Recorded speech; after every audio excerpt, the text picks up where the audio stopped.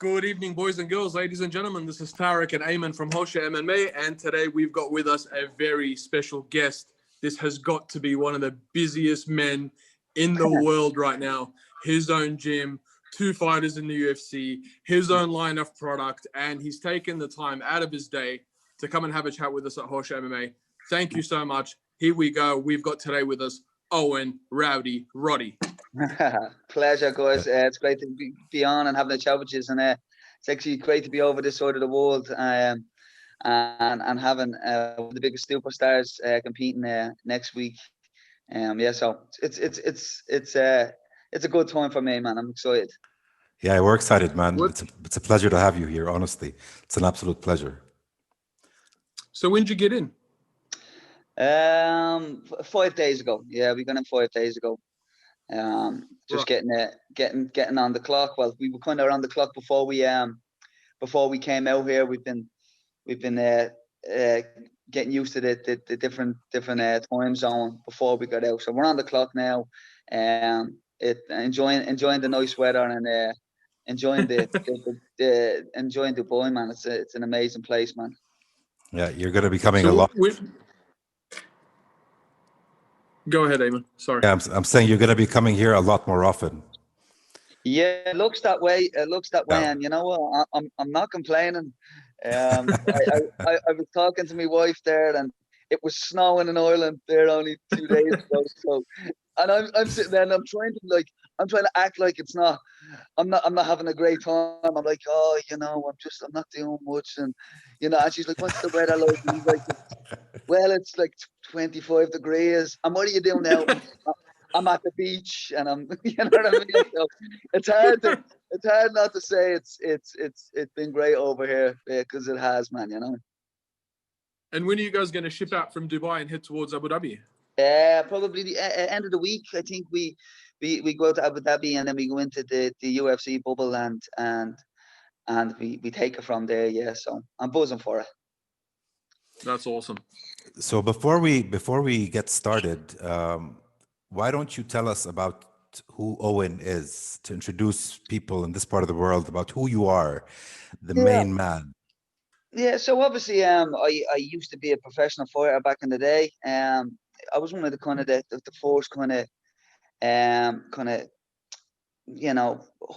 high level guys that was fighting on the international scene from Ireland years ago, and we fought for a decent level, and I retired then a couple of years ago. But I came up. I was kind of the main guy in SBG when Conor came into the gym, and a lot of the older the guys that fought in the UFC a couple of years back, like Paddy Houlihan and Carl Pendred and Ashton Daly and all of these guys that fought in the UFC. I would have been on this scene kind of before them. So I fought for many years. Loved fighting. I was a good professional, and then I kind of fell into the coaching role. Me and Conor were both southpaws, so we sparred, for years when we were both fighting, and then I kind of took up kind of a coaching role and a pad man role for him as he started as he started to take over the world, and it's been a crazy journey. I'm where I'm from in Dublin it's kind of little small area, and not many people expect you to do well out of where I come from, and here I am on the other side of the world, training and working with one of the biggest stars in combat sports. So it's been a great journey, and there's still plenty to come. And when you started, sparring and training and made that transition into being his coach, did you expect this kind of stardom from Conor McGregor? Yeah, I expected something special. Yeah, without a doubt. I can remember the first kind of time he joined the gym, and he had this kind of aura about him, this belief in him that even though he good boxing, he just had this belief that he was better than everybody, and he just carried that through. And also he had the work ethic as well. So there's one having the belief, but if you don't back it up with good work ethic, you're going to get nowhere. So he had this belief in himself, this confidence, this aura about him, And you know, when somebody has that and then walks their ass off, you can see it in them that there's something special about this person. And I could see it from very early on, and it just grew from there, you know. So what do you reckon you have to do, Owen? Obviously, I mean, clearly, when you talk about work ethic, the guy will show up and he'll put in whatever you tell him to put in work-wise. Yeah. But from a psychological perspective, Mm-hmm. what do you have to do when you're dealing with someone at that sort of level? What do I have to do, or how, what does it take to become somebody like that? Is that the question?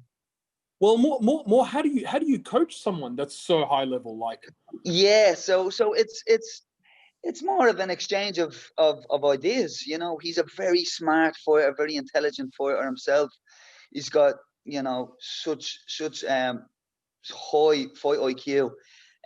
So the way it works is we look at, you know, we look at different techniques, and we try them, and if they work, we keep them. If they don't work, we get rid of them. And it's basically trial and error, like anything. You know, you have to be willing to try new things, see if they work. If they work, you add them to your game. If they don't work, then you discard them, and that's how you get good at anything.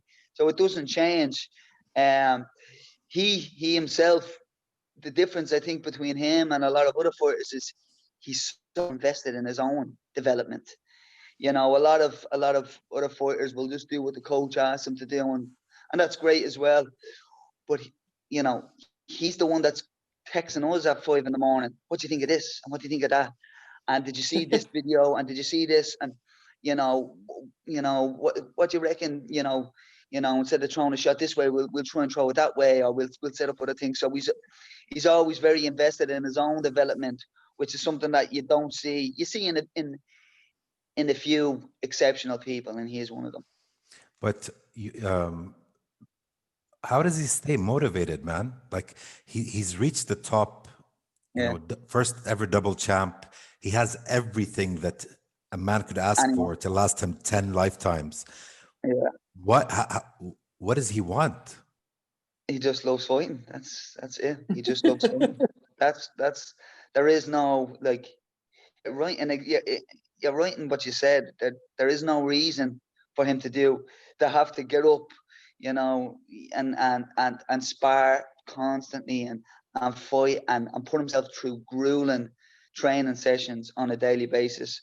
The only reason he does it is because he loves to fight, and he loves to prove himself in the octagon, you know, and he's going to continue to do it for a long time, you know. But that's it, you know.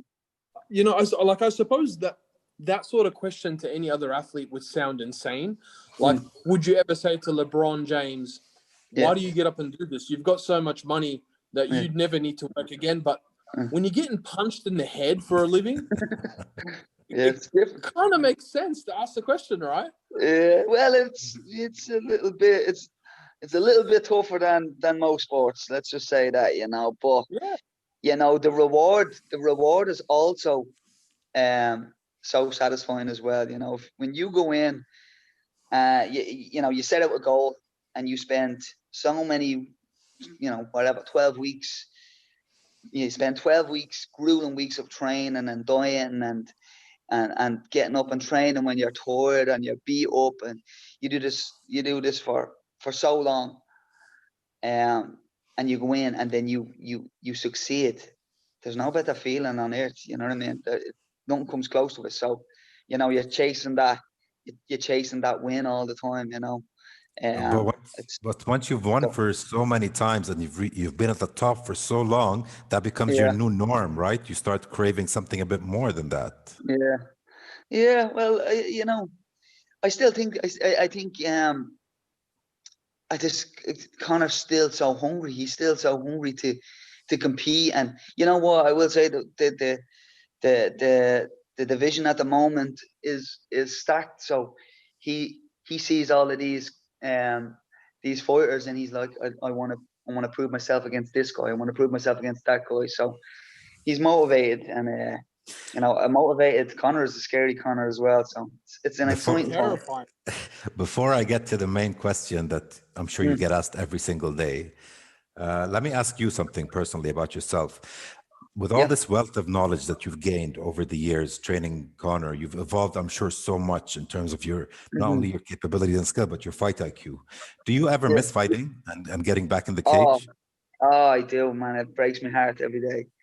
Every day. Like as I'm speaking to you guys there, I'm thinking, you know, I'm still chasing that win, you know, but I obviously can't do it anymore. So I get my kicks out of helping students do it, you know. That's as close as it can get for me now, you know, but we all have to hang up the gloves at some point, but you never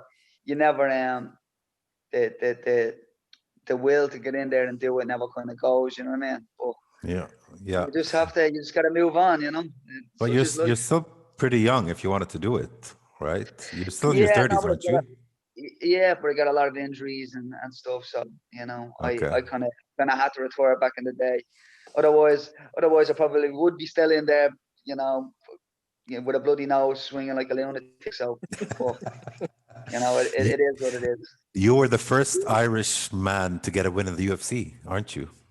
No, I actually never competed in the UFC. I never In MMA, sorry, UFC. in MMA. I read that somewhere. So it was a win over a UFC veteran. I'd say that's where it was. Okay. You know, so at the time I was fighting, it was a very small scene in Ireland. There was nobody competing and stuff. You know, people thought I was just doing like professional wrestling. Nobody kind of knew what MMA was. It was kind of an underground thing, and you know, we were at the forefront. We were kind of the guys that were, you know, putting the sport on the map in Ireland. You know, there was a team of us in SPG, and you know, we did very well on the national scene and the European scene, and it was actually Conor that just came through and kicked open the doors of the UFC for everybody, and then the Irish invasion kind of came along, and there was a lot of Irish fighters in the UFC. Not so many now, but it's starting to rebuild now. There's a lot of new young Irish talent coming through, and there's a rebirth of talent in Ireland. So it's a good time for Irish MMA. Well, you've just had Dean Barry signed, haven't you? We did indeed, yeah. Very exciting time for me. Dean's been working with me now for a little over 3 years, and he fought recently on UAE, had a very good KO win against a very tough opponent, a tricky opponent, and Dean came through a lot of adversity in the fight. You know, his opponent took him down, took his back, beat him up a little bit in the early stages of the fight, and then just dug deep, and you know, his technical ability on the ground, and his craftiness on the feet is what allowed him to get the win. So yeah, he got signed. He was supposed to make his debut this coming Wednesday in the UFC, but something happened with his opponent, so it's been pushed back for a couple of months. But yeah, you must be very proud of the fact that, you know, here we go out of SPG Charlestown producing, you know, another champ in the making. But you also must be relieved that you're not having to deal with two guys in the same week.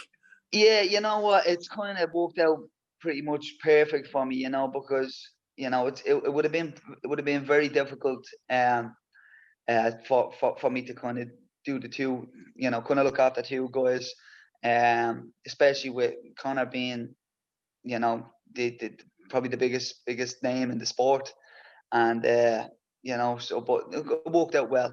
It means I give Conor 100%, and then I give Dean 100% when he makes his debut and later on in the year. So yeah, it's gonna. We're almost 100% certain that Dean is just the first of many, we'd say. Yeah, well, I've got a serious pool of young talent coming through. You know, it's been 2.5 years now since I opened up my own kind of SPG and my own full-time SPG, a big facility in Dublin. And I've been just, growing and focusing on getting a good team together, and we're starting to reap the rewards now. The guys that have been putting the work in as well, there is no success without hard work, and my team have been doing it, and we'll see the rewards soon. So where does Conor stand? I'm just going to jump in here, jump the gun. Where does Conor stand? Where does Conor stand on the whole Khabib retiring thing? Because, I mean, listen, after the whole Nate Diaz ordeal, I was really upset. I was really upset when Conor lost the first one, but I knew that he's going to come back and destroy him, right? So he has that hunger and that competitive nature that he can't let go, which makes him who he is today. So now that Habib's just, gone, I guess he's gone. We're not sure yet, but where does Conor stand, and how does that play into,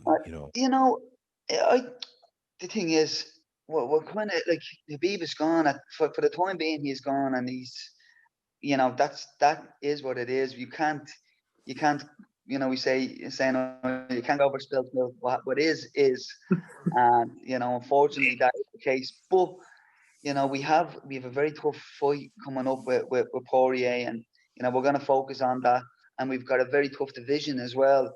There's a lot of talent in this division at the moment, and there's plenty of fights. And if Habib does decide to come back, we'll cross that when it happens. I'm sure everyone would like to see that fight again. It's such a big fight, but at the moment we just don't know. It's still up in the air. Is he not eyeing anyone post Poirier? No, not really. To be honest, the thing is, he is. He's gonna fight Jake Paul. Oh yeah, Jesus! It's not who he is on it too. Who's going him, and he's bleeding the list along his arm that people want to fight him. But you know what? It's actually a smart move by him if you think about it. It would be a huge feather in his cap if he managed to get that fight. No, to me, it would be murder. I'd see Conor convicted of murder. I'm not gonna deny that either. But he's playing the game and trying to entice him, but I just don't think it's gonna work. But you know what? The UFC, the lightweight division is a stacked division. There's very, very talented fighters there, and it's just interesting. And we're looking at, in my opinion, we're looking at the toughest in the division in 2 weeks' time in Poirier, and go in there, get a good performance, get a good finish, and then whoever's next is next, and we take it from there. There's plenty of options, and the big thing for me and for the rest of the coaches is that Conor is motivated and he wants to compete. He wanted to compete for a full year last year, and it didn't happen for him. He wants to do the same this year, and the UFC, fair play to them, have managed to keep the sport going and keep very competitive fights and keep the amazing shows going. So it could be a very exciting year for Conor McGregor. I still can't put my finger on what happened last year. I mean, I know that Conor was pretty genuine when he said he wants to be extremely active in 2020, right? What happened outside of COVID, obviously? No, it wasn't anything major. It was just he was looking to fight and just he couldn't get them over the line for whatever reason. I don't really know. But there was definitely, because to be honest, Conor's been training nonstop. There was talk of competing. A couple of 2 or 3 a month or two after the Cerrone fight, and then there was other fights. There was talks of other fights, but it just never came to fruition. But the big thing was Conor was in the gym every day, constantly training, constantly improving, constantly working on his cardio and his nutrition, and so he's been kind of, we've held him on the reins for a year now, and now it's time to let him loose, and you're gonna see a ferocious animal in there in 2 weeks' time. So here's my take, right? My take on this fight is that I see a repeat of the previous one, right? I know Dustin evolved and whatnot, but I think Dustin is a really good matchup for Conor because his strength is striking, but it's, you know, at a whole lower tier than where Conor's at, right? He's not renowned for his wrestling or anything, or his takedown. So I don't see it going any other way than the first one, right? I know we need to hype it up and we need to say otherwise, but this guy here thinks that it's going to be a battle, a bloodbath. I've heard that myself. I think he's hoping it's going to be a bloodbath, but it's very rare you see Conor with even a mark on his face. Do you know what I mean? I think he's maybe looking at the DS fight and thinking that's how he's gonna get the win. But Conor's so clinical. He's so clinical, and you know Poirier he's a phenomenal fighter. Very good hands, tough, durable.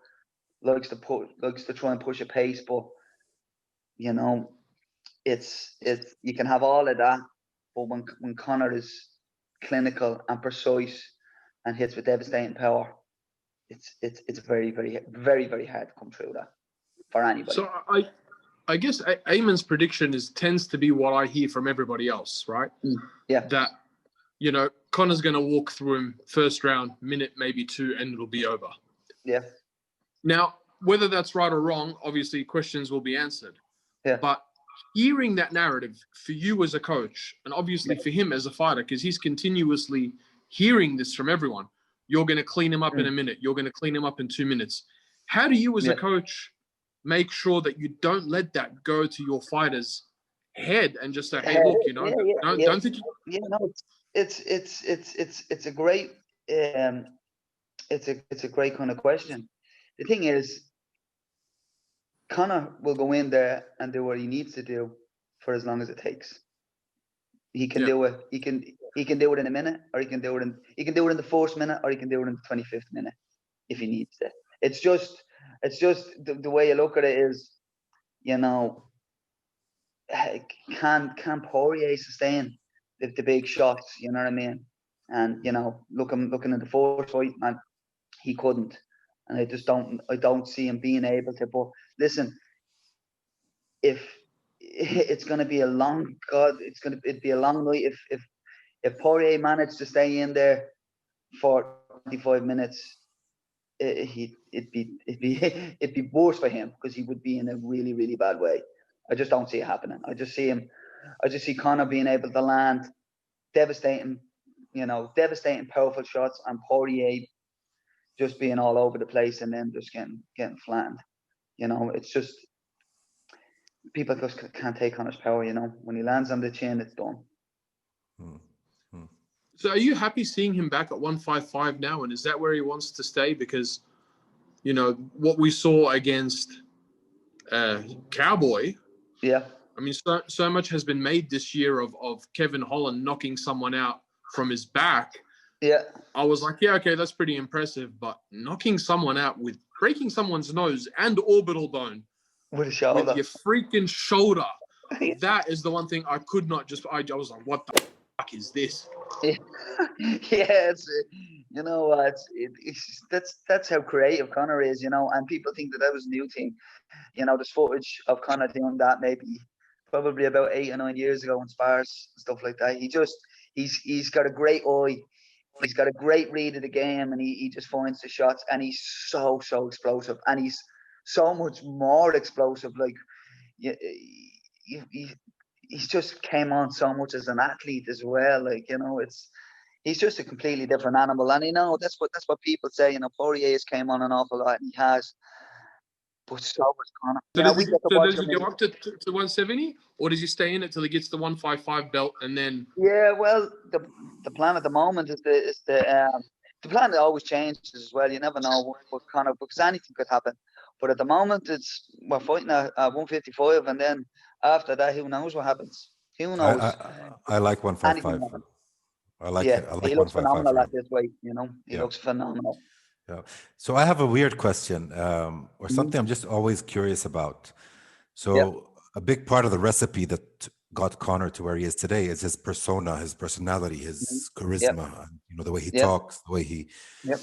What's he like when the cameras are off? Is he that same person?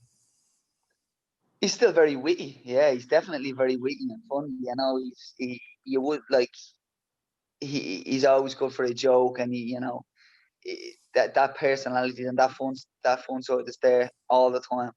But also he's very professional, very focused on his training and the details, the small detail, everything. Everything has to be perfect, and you know we all have to, like, when he goes into camp, we all go into camp as a team. We're all training hard. We're all focused on this one thing, is which is to get him in the best shape and in the best physical condition that um we can get him in. But that comes from the top down. That's what he demands from us, and we demand from him. But he's still as witty and as charismatic as ever. How does he manage all of that? I mean, between the training, the fighting, proper 12, Mm. Mac life, the businesses, just the absolute insane amount of things he's got going on. And you guys are all the same. All of you have a billion things on at the same time. How do you guys do it? Because there's people trying to compete against Conor Yeah, who do nothing but eat, sleep, and drink MMA, and they can't do it. yeah, but you know what? I think he's won because Conor is just an exceptional athlete, and he's an exceptional person. There's these people that come every now and then that that they can try their hand at anything, and they can make anything a success. And it's booked down to it. There's no secret that why they can do it. It's down to hard work and dedication. But now Conor has an amazing team around him. An amazing network of people in on all industries. In all his other businesses. In his mixed martial arts, he's got an amazing team of coaches around him that all want one thing, which is for him to be successful. You know what I mean? So he demands that from us, and we demand that back from him, and it's a great union, a great team that we have across the board, and we're all working very, very hard uh, on one thing. So that's how it's done. It's funny. We were interviewing Chiesa today, and we asked him, Mm. if you were to advise Arab fighters who are entering this world of MMA now, and some of them are being signed into the UFC, and they're so, inexperienced when it comes to, stuff like the game and the politics and the Mm. management. And the best advice he gave us was, stick to your team no matter what happens. Whoever gets you there is going to get you further. And what I respect most about Conor is that Yeah. what he did was really stick with, the people who got him to where he is today. And that's Mm. something that a lot of people, I guess, underappreciate or don't even acknowledge enough. Yeah, it's loyalty. It's a rare thing at times, but there's no shortage of it in this team anyway. And the same again. That's because he demanded it from us, and we demanded from him, and we demanded from each other. We're a very close team, a very tight knit team, and it's built over the years. But we all trust each other, and we all have each other's back. And the same again. We're a big machine, with one goal. That's for Conor to be the most successful athlete he can be. And if I were to ask you the same question I asked Chiesa, I mean, if you reflect on all your experience with Conor as a coach, Mm. as a striking Mm. coach, as a trainer, even as a Yeah, fighter, yeah. what advice would you have for people who are just about to embark on their MMA or UFC journey? I kind of give the people the same advice. It's you have to go in there. You have to be able to take risks, and you have to put yourself in uncomfortable positions. What tends to happen at first you'll go in when you start MMA and you don't know anything, you'll take risks and all. But as you start to get good, you start to shy away. You start to fall in love with you know your where you're good, and you shy away from where you're bad.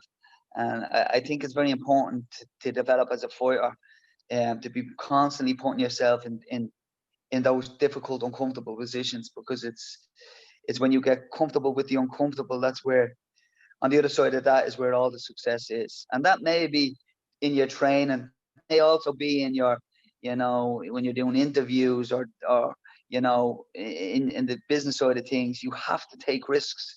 You have to be willing to fail and learn from your mistakes to push forward and to succeed, you know. So yeah, don't be afraid of failure. Learn from your mistakes, take risks, and just keep forward. Don't give up, because you know, if you give up, you'll never know where you could have been. And if you keep pushing forward, you'll usually succeed to some extent. So yeah, just keep pushing forward. If you keep pushing forward, you end up in a hotel in Dubai when it's 25 degrees outside and all your mates are freezing back in Ireland. Not a bad complaint. Yeah, no, it's you know what, I look back, and it's funny. I only texted him Conor yesterday, I think it was, and I took a picture with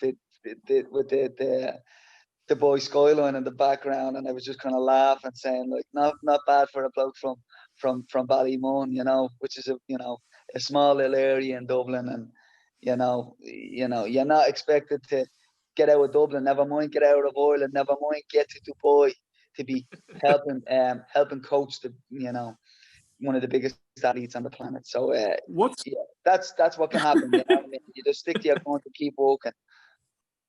What's the reception been like? Has it been like for you personally? We know Connor's probably one of these people who can't go anywhere in the world. But what's it been like for you? How have you felt it, seen it, experienced it? Yeah, it's amazing over here. People are so nice. Now the thing is, I haven't been outside really. We're here to do a job, so I haven't went and seen anything. I will after the fight, but you know, from where we are, the people are amazing. It's a beautiful place, Dubai, and I'm excited to get down to Abu Dhabi and experience Fight Island. I'm sure everyone is excited to see Conor, make his debut on Fight Island. So it's an exciting time, and it's kind of a new chapter for us all. We've done Vegas many times before, and this is our debut over this side of the world, and we're going to put on an amazing performance, and we're going to bring a very exciting fight, and hope everybody over this side of the world is happy with it. Well, you're gonna have a crowd for a change. It's great as well. Yeah. Back. Brand new arena. Yeah. Brand new arena. Crowds allowed. Yeah. This is it, man. That's got to be something, right? It's great as well. You know what? It's great for the whole world to see things starting to open back up a little bit. It's been a tough year for everybody. Definitely a very tough year for me. And last year has been a very tough year for everybody. And it's great to have Conor, open up, open up to the fans again, and just get people excited about the world reopening. It's been a crazy year, and hopefully 2021, all of our hard work and sacrifice in 2020 will all pay off for us all in 2021. Yeah, look, I mean, a few things from our side, like you've said, in terms of you guys now getting ready to go to Abu Dhabi. How long do you have to be locked up? Not long. I shouldn't use the word locked up, because the W hotel where you're going is definitely no kind of. Yeah, I tried to use the same excuse to my wife. Or I'm just locked up in the hotel over here, Kelly. It's a 5-star hotel with like. I happen to know which hotel you're staying at. Well, don't mention it. Don't say anything. I'm not gonna mention it. Yeah. But that's no lockup. it's the 1-star hotel, the little B&B. B&B. Yeah. It's the caravan park. Yeah, exactly. Yeah. One of the caravan park down the road there. My mom's caravan park. It's terrible, Kelly. Oh yeah, God. Yeah. So we get to Abu Dhabi. We get tested. We do our 48 hours quarantine, or excuse me, isolation. And then I don't know, because I haven't been on foil, and so I don't know how it works. But I think then we just stay in the hotel, and there's areas to train in the hotel, and we just do our thing there. That's it, you know. But at the end of the day, all the work is done, you know. So we just need to, when we get down there, we self-isolate for those 48 hours, and then we just stay loose and get ready to go in and put on a show. So, I mean, I guess, look, you kind of touched base on this in terms of the world going into lockdown and all the rest of that. Dubai and Abu Dhabi, to a large degree, really, during the lockdown, our lockdown was very short. Yeah. Our reopening was quite quick and quite extensive and expansive, which really allowed all gyms and businesses and training centers to reopen again. Yep. Would you ever contemplate, or should we ever expect to see an SBG Dubai? You know what? It wouldn't be a bad thing. I wouldn't imagine so. Now, obviously, SBG is run. It's owned by Matt Thornton. He's the creator of SBG. So you would need to talk to him. But I mean, why not? There's SBG gyms all over the world. You know, obviously it's the Irish team, and obviously John, my coach John's gym that kind of really put us all on the map. But yeah, there's some amazing SBGs all over the world, and why not have one in Dubai? You know, because as you've already said, combat sports is huge in over this side of the world, and you know, jiu-jitsu is there's a huge thing over this side of the world, and MMA has grown so quickly over here. You see the UFC gyms I think there's a few UFC gyms here as well, and so you know, why not start to see you know, some good teams coming in and setting up over here. It would be great, because it'll make the scene more competitive over here, and you'll only see the talent pool grow. It's growing already very fast, and with big teams like SPG coming over and setting up, or other teams, you know, whoever they may be, it's just going to be better for the sport. So yeah, it would be exciting to see it. To be honest with you, we're kind of lacking that infrastructure. And you know, so on the co-main card on the 20th, there is a fighter by the name of Muwaila Zaz. He's an Arab fighter from Tunisia. Okay, brilliant. Unbelievable talent. The kid is an absolute savage. Right, lovely. But realistically, out of Dubai, we've only got one or two places where somebody at that caliber can really train and do their thing. We are still, to a large degree, lacking in having that MMA infrastructure. You know what? Well, you know what? We came, you know, SBG, the kind of the original team that everyone, the one that Conor kind of allowed everybody to get into the UFC from. That was a very small team of people. There was probably around 10 or 15 of us, but we were a team that stuck together, that trained day in, day out, you know, grueling sessions, had each other's back, and you know, we put, and a couple of other gyms around Ireland as well. We put Irish MMA on the map and let the world know about us. And it's just going to take, you're saying there's 2 or 3 teams here already. It's just going to take those 2 or 3 teams to carry the weight of Dubai on their shoulders, or the Middle East on their shoulders, and just smash the door open at the UFC. And you have this young lad, I'm going to look out for him. This lad, you know, coming from Tunisia and fighting over here. Just going to take a good performance from him, and then what that will do, it'll give all those young fighters the belief that they too can do it, and then what you'll see is a huge influx of you know, fighters from Dubai and Abu Dhabi and you know Bahrain and all these areas, you'll see a huge influx. I guarantee it. It just takes that one. Conor did it for us. You know, he went into the UFC, made his debut and put on that performance. You know, it's like that. What's that whole thing about the 4-minute mile? It was regarded as impossible until one person did it, and then when one person did it, over 100 people did it. You know, quickly afterwards, and it's because you need that one team or that one group of people to have the belief in themselves to break through, and then when one breaks through, there's usually a good team afterwards that comes and follows. So I'm excited to see it for us, because it's, you know, it does remind me of the Irish scene a good few years ago. And it's exciting times for you if that is the case. You know, you're going to start to see your own champions and stuff like that. It's going to be amazing. Oh, we can't wait. Look, I mean, there's a few guys, like you said, when you mentioned at the start in Brave. Before that, we had Desert Force, a couple of guys in the UAE Warriors. Yeah. There's one in Brave right now. His name is Jarrah Sinawi. Right. This kid's top 10 welterweight. Yeah. UFC, no questions asked. Easy top 5. So, easy top 5. Maybe even top 5. Yeah, I mean, I'm saying top 10 to be a little bit modest on his behalf. We've got the guys here. We just need to give them that infrastructure and to get people excited and, you know, get sponsorships and get businesses and people wanting to spend money on them, because, you know, it requires a fair bit of resource. Yeah. Well, you know what? I think more importantly than anything else is just once those guys keep turning up, because the sponsors, the resources, they all come afterwards. You don't get nothing for nothing. Yeah. You know, we trained in a little tiny gym.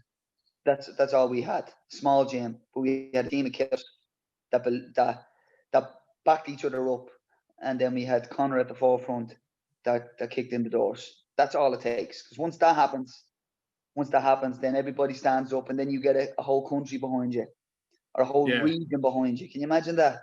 You know, you have a young kid that's probably, you know, he's probably an amateur now, or he's probably just making his pro debut. It could be him from Dubai, that in 3 years' time, he's the name. He's the big name that everybody is looking to watch, and he's holding the whole weight of this region on his shoulders, and he's performing and all. That's what happened with Conor in Ireland. You know, it was an amazing time when he started making it onto the scene, because the whole of Ireland came behind him, and he had a whole country behind him supporting him, and that's what you'll get. You know. We hope so. We certainly hope so.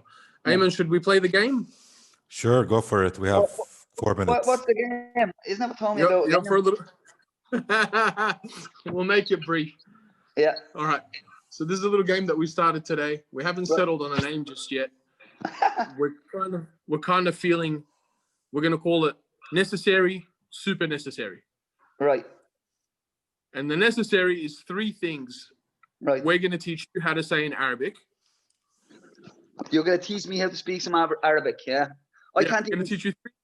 I can hardly speak English, never mind Arabic. So no, these will be easy. We're going to give you 3 easy things to say in Arabic that you need to get around. All right? Right. You're up for testing yourself? I'll try my best. All right. So we'll start with. We'll start with the most basic one, which is thank you. Right? Okay. Thank you is shukran. Shukran. Perfect. He even rolled the R. Yeah, he rolled the R. Yeah. Hold on. Let me sit up a little bit here and get into this. Lads, something tells me that was the easy one. No, that was one of the hardest because of the rolling of the R. That's really difficult. Yeah, usually people say shukran, not shukran. Yeah. Okay. You said shukran. Okay. All right, so I'll give you another one. I'm going to make it a little bit harder because you breezed through that. I'm going to give you the most generic form of hello. In the Middle East, we've got like 50,000 different ways to say hello. Okay. But I'm going to give you the most generic one that everybody understands. Okay. Marhaba. Marhaba. Not bad. Holy crap! I've got a bit of an accent. you have a thing for languages, you don't even know it. That's pretty good, man. That's pretty good. I think lads, to be totally honest, you could be telling me to say anything in Arabic. I could be saying No. I could be doing all sorts. I'll probably walk outside and people will see this and they'll start bleeding, throwing stuff at me because I don't know what. No, we're not doing that. But that was an exceptional marhaba. That was. Yeah. Okay. That was. All right. Now the third one is Ayman's favorite. I'm going to let Ayman do this one. So this is my favorite word in Arabic. Why? Because you could say it for literally anything. So let's say someone asks you to meet him somewhere or to go somewhere and you don't really want to go. You don't want to commit really, but you have to, but you don't have to. So the meaning of this word is in God's will, right? So if someone God will. says, do you want to do this? Yeah, sure, in God's will. So if you don't do it, if it's a no, then they can't get offended because it's God's will, right? So usually people, when they say it, when they want to say no in a nice way, right? And right? Okay, cool. It's very non-committal. God willing. All right, So that's a good one. I can use that myself. Inshallah. Inshallah. Inshallah. Inshallah. That's it. That's it. I am impressed. Okay. I am impressed. My first bit of Arabic, man. I'm happy with that, man. I think deep down inside Owen Roddy, there's a Palestinian dying to get out. yeah. I gotta look at my heritage, man. Who knows, man? Maybe my forefathers came from here. God only knows. No, we got three things. I did a bit better speaking Arabic than I do speaking English most of the time. So it's been a great chat, boys. I really appreciate it, man. Absolutely, my pleasure was ours. Pleasure was ours. We love it. I mean, so you'll be down at the event anyways, and we'll definitely have to catch up afterwards. Yeah, and I'm fingers crossed I get out this side of the world again soon.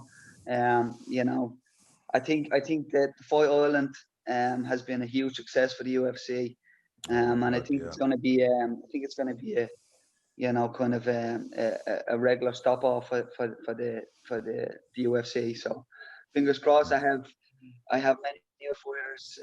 We have Conor McGregor, and you know, we keep coming over here because it's an amazing part of the world, and it's an exciting time for this part of the world for MMA as well. So it's gonna be a good one. Yeah, I mean, look, man. Honestly, if you're in Dubai, whether there's a fight or not, we'd love to take you out, show you around, have a good time. You know, you seem like good crack. Yeah, no, it'd be a good buzz. You can teach me more Arabic, man. But really appreciate it. Having a chat with you guys. It's a really enjoyable chat. Look forward to catching up with you. Likewise, thanks a lot, Owen. Really appreciate it. See you soon. Thanks a lot. See you soon. Yeah. Take care. Have a good night, bro. Bye-bye. Bye. Bye.